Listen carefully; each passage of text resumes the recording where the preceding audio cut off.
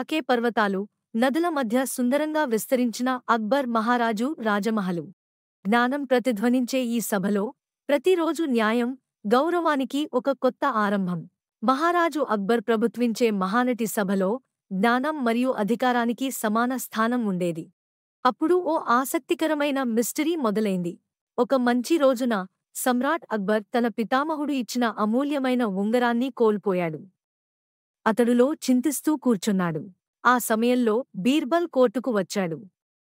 అక్బర్ను చూసి నమస్కరిస్తూ అడిగాడు. మీ మహారాజాగారు, ఏం జరిగింది? మీరు విచారంగా కనిపిస్తున్నారు.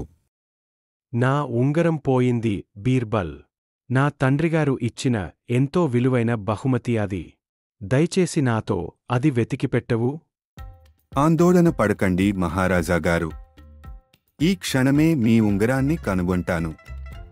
ఈ కోర్టులోనే ఉంగరం ఉంది.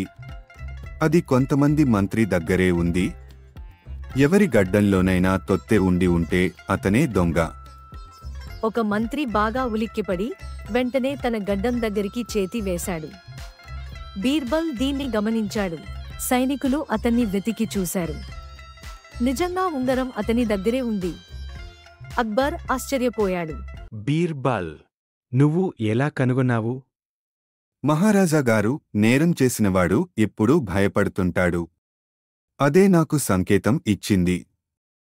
ఈ కథలో బీర్బల్ తన చతురతతో ఒక అపరాధిని శిక్షించగలిగాడు.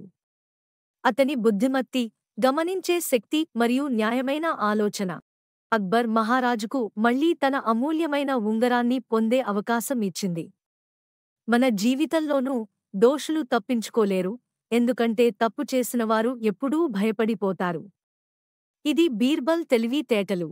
ఇది నిజమైన జ్ఞానానికి నిదర్శనం.